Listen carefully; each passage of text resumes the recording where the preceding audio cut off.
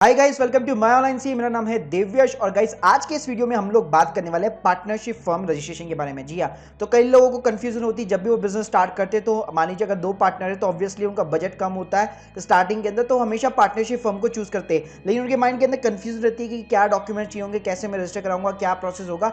तो इन सारे सवालों के जवाब इस वीडियो के अंदर आपको मिलने वाले हैं। वीडियो को शुरू करने से पहले बताना चाहूंगा, अगर आपको भी अपनी पार्टनरशिप फर्म रजिस्टर करानी है, डीड बनवानी है, पैन कार्ड, टैन कार्ड, ये सारी चीजें अगर आपको अप्लाई करानी है तो आप हमारी वेबसाइट www.myonlinec.in से कांटेक्ट कर सकते हैं। तो चलिए गाइस शुरू करते हैं। तो देखिए गाइस, सबसे पहले बताना चाहूंगा कि पार्टनरशिप ऑब्वियसली पार्टनर जैसे आपको पता होगा कि मिनिमम यहाँ पे 2 लोग चाहिए होंगे अगर आपको एक पार्टनरशिप फर्म बनानी है। तो मैक्सिमम आप 50 लोग भी बेसिकली इसके अंदर यहाँ पे इंक्लूड कर सकते हैं, लेकिन इतने लोग जनरली होते नहीं है। अगर आप पार्टनरशिप फर्म स्टार्ट करें तो मिनिमम 2 लोगों से हमेशा स्टार्ट कीजिए। इवन कई बार क्या होता है, कई लोग अपने फैमिली मेंबर्स को भी यहाँ पे इंक्लूड कर लेते थे, तो वहाँ पे भी कोई दिक्कत वाली बात नहीं होती है। अब मैं बात करूंगा कि इसमें कौन कौन से एलिमेंट्स होते हैं।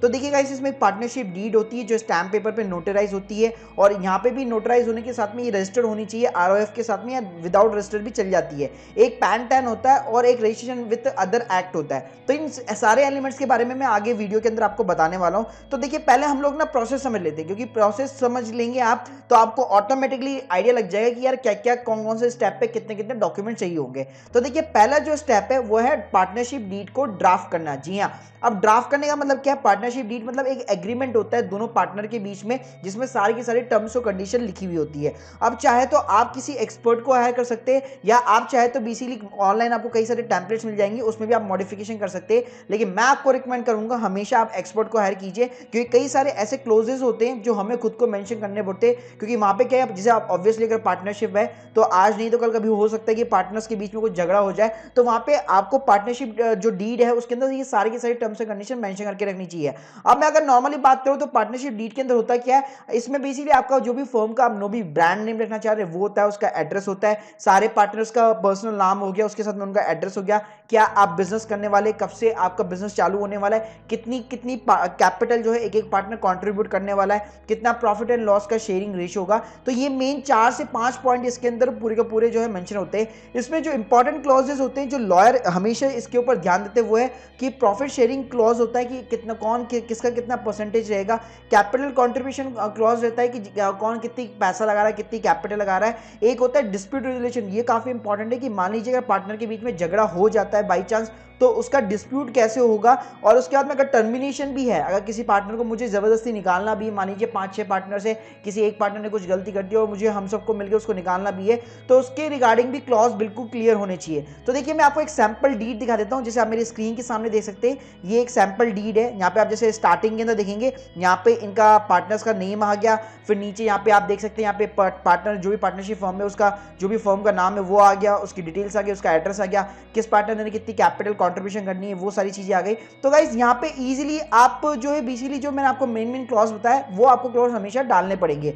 अब आता है सेकंड स्टेप कि आपने पार्टनरशिप डीड भी मान लीजिए ड्राफ्ट कर ली एक लॉयर के थ्रू या खुद कर ली, उसके बाद में आपको स्टैम्प पेपर के ऊपर इसको प्रिंट करना पड़ेगा। अब गाइस जो स्टैम्प पेपर है, आप लोग पूछेंगे यार कितने रुपए के स्टैम्प पेपर पे, तो ये डिपेंड करता है स्टेट टू स्टेट और कितनी आप कैपिटल कंट्रीब्यूशन कर रहे हैं उसके ऊपर। जी हाँ, तो ये हर स्टेट के अपने अपने रूल है। आप सिंपली जो है गूगल कर सकते हैं, यहाँ पे आपके स्टेट का जो भी स्टैम्प एक्ट होगा उसके अंदर ये चीज लिखी हुई होती है कि मान लीजिए अगर आपका कैपिटल कंट्रीब्यूशन जो अगर आप पार्टनरशिप के अंदर पैसा लगा रहे हैं, मान लीजिए अगर 50,000 से नीचे तो आपको 500 रुपए का स्टैम्प पेपर चल जाएगा, अगर 50,000 के ऊपर है फिर 2,000 का, फिर 3,000 का। तो इस तरह से पूरी स्टैम्प ड्यूटी यहाँ पे लिखी हुई है। और मैं आपको एक इंपॉर्टेंट बात बताना चाहूंगा कि हमेशा प्रॉपर जो स्टैम्प पेपर होता है, जो आप वैल्यू प्रोवाइड मतलब वैल्यू वहां पे जो लिखी हुई है उसी के ऊपर हमेशा प्रिंटिंग कीजिए। अंडर एस्टिमेट मत कीजिए, मतलब अगर मान लीजिए 2,000 रुपए का स्टैम्प पेपर चाहिए, आप सोचे कि 500 का स्टैम्प पेपर खरीद के मैं चला लूंगा, तो ऐसा मत कीजिए, आगे जाके आपको बहुत दिक्कतें आ सकती है। तो गाइस ये समझ बताया कि आपको ये डिपेंड करता है कि स्टेट टू स्टेट की पार्टनरशिप जो स्टैम्प पेपर है वो कितने रुपए का होना चाहिए। उसके बाद में जैसे अगर आप प्रिंट करवा लेते हैं, जैसे आप मेरे सामने देख सकते हैं, ये कर्नाटका है, गवर्नमेंट ऑफ कर्नाटका है, और यहाँ पे यहाँ पे आपको क्या करना पड़ेगा, नोटरी भी करानी पड़ेगी, मतलब आपको नोटराइज जाना पड़ेगा, मतलब आप दोनों पार्टनर को जाना पड़ेगा, साथ में 2 विटनेस लेके जाने पड़ेंगे आपको, और उनके सामने वहां पे आपको नोटराइज भी यहाँ पे करानी पड़ेगी। अब यहाँ पे सिर्फ नोटराइज कराने से काम खत्म नहीं होता है। स्टेप 3 के अंदर जो है मेन काम होता है। अब स्टेप 3 का काम क्या होता है, आपने मान लीजिए पार्टनरशिप डीड भी जो है प्रिंटेड करवा ली है स्टैम्प पेपर के ऊपर, आपने नोटराइज भी कर ली है, सबने साइन भी कर दिए। अब बात आती है आपको आरओएफ के साथ में रजिस्टर करवानी है नहीं करवानी है। अब ये आरओएफ क्या होता है, आरओएफ guys basically register of firms होती है हर स्टेट के अंदर, जो बेसिकली पार्टनरशिप फर्म का नाम लिखती है। पार्टनरशिप फर्म का उनके पास में एक रजिस्टर होता है और उसके अंदर आपका नाम चढ़ चुका है, इसका मतलब है आपकी पार्टनरशिप फर्म रजिस्टर है। तो ये बेसिकली ऑप्शनल होता है, आप चाहे तो करवा सकते हैं, आप चाहे तो नहीं भी करवा सकते। लेकिन नहीं करवाने के डिसएडवांटेज क्या होंगे तो उसके बारे में मैं बात करता हूं। पहला डिसएडवांटेज ये है कि आप can not shoe the firm, मतलब आप कंपनी अपनी जो फर्म है उसके ऊपर केस नहीं ठोक सकते। इसका मतलब क्या हो गया, मान लीजिए मैं एक पार्टनर हूं एक पार्टनरशिप फर्म के अंदर, मान लीजिए मेरा पार्टनरशिप फर्म के साथ में कोई पंगा हो गया, जो पार्टनर्स है उन लोगों ने मुझे धोखा दिया, या मान लीजिए मैं अब केस करना चाहता हूं। तो गाइस अगर पार्टनरशिप फर्म आपके अगर रजिस्टर्ड नहीं है, जो पार्टनर है वो दूसरे पार्टनर के अगेंस्ट में या फर्म के अगेंस्ट में केस नहीं कर सकता है। Even can not shoe the other. इसका मतलब क्या है, मान लीजिए आपकी पार्टनरशिप फर्म में कोई क्रेडिटर्स पैसा लेके भाग गया, मान लीजिए एक पार्टनर ने घपला कर दिया, वो भाग गया, राइट। तो वहां पे भी क्या हो सकता है, आप जो पार्टनरशिप फर्म है वो दूसरों के ऊपर केस नहीं लगा सकती है। तो अनरजिस्टर्ड होने का सबसे बड़ा डिसएडवांटेज यही होता है कि बेसिकली एक तो आप केस नहीं कर सकते खुद की फर्म के ऊपर, ना ही किसी पार्टनर के अगेंस्ट के ऊपर, ना ही किसी बाहर वाले के अगेंस्ट के ऊपर। तो गाइस ये थोड़ा सा एक डिसएडवांटेज होता है। और उसके बाद में जैसे गाइस अगर आप आरओएफ के साथ में रजिस्टर करा लेते हैं तो आपको एक नंबर मिल जाता है, रजिस्ट्रेशन नंबर मिल जाता है, और यहाँ पे बेसिकली आपको कुछ डॉक्यूमेंट्स लगाना पड़ते हैं जिसके बारे में आगे मैं बात करने वाला हूँ। लेकिन ये ऑप्शनल होता है कि जरूरी नहीं है आपको हमेशा आरओएफ के साथ में रजिस्टर करानी है, अगर आप नहीं कराते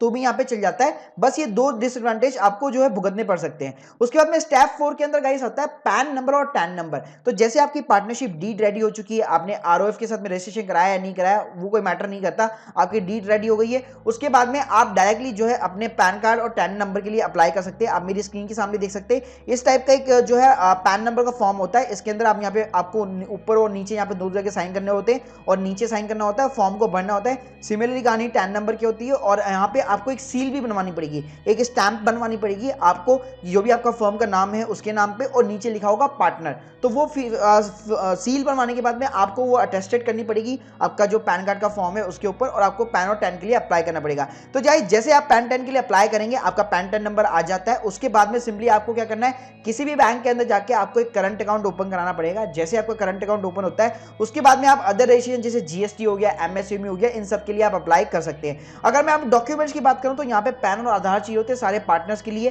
जितने भी पार्टनर्स हैं उन सबके पैन और आधार कार्ड चाहिए जो कि required by the registrar of firms होते हैं। उसके अलावा बिजनेस का एड्रेस प्रीमाइस का भी लोकेशन का भी प्रूफ चाहिए होता है। जैसे कि आपने मान लीजिए अगर कोई रेंटेड प्रॉपर्टी है तो आपने एक रेंट एग्रीमेंट बना लिया, या इलेक्ट्रिसिटी बिल कॉपी के साथ में एक एनओसी हो गई। तो इन सारी चीजों की जरूरत आपको आरओएफ में पड़ेगी, और अगर आप जीएसटी अप्लाई करेंगे उसमें भी आपको पड़ेगी। उसके अलावा अगर आप आरओएफ के पास में रजिस्ट्रेशन कराना चाहते हैं तो वहां पे आपको डीड की कॉपी चाहिए होगी, साथ में एक एफिडेविट चाहिए होगा, और साथ में उनका एक फॉर्म 1 आता है वो भी आपको यहाँ पे लगाना पड़ेगा। सो गाइस ये ओवरऑल मैंने आपको बता दिया कि किस तरीके से पार्टनरशिप फर्म जो है पूरी की पूरी रजिस्टर होती है, क्या प्रोसेस होता है। अगर मैं कॉस्टिंग की बात करूं तो कॉस्टिंग डिपेंड करेगी, क्योंकि स्टैम्प पेपर की कॉस्ट यहाँ पे अलग आती है। अगर आप किसी सीए या लॉयर को हायर करते हैं तो उनके प्रोफेशनल चार्जेस अलग होते हैं। अगर मैं ऑन एन एवरेज की बात करूं तो आप मान के चलिए 1000 रुपए से लेकर बेसिकली 3 से 4000 रुपए के बीच में आपकी पूरी की पूरी पार्टनरशिप फर्म आराम से जो है बन जाती है, और आपका करंट अकाउंट वगैरह सब ओपन हो जाता है। So guys hope you like this video, please subscribe our channel. अगर आपके कोई भी डाउट्स हो तो कमेंट सेक्शन के अंदर जरूर मेंशन कीजिए। Thank you guys.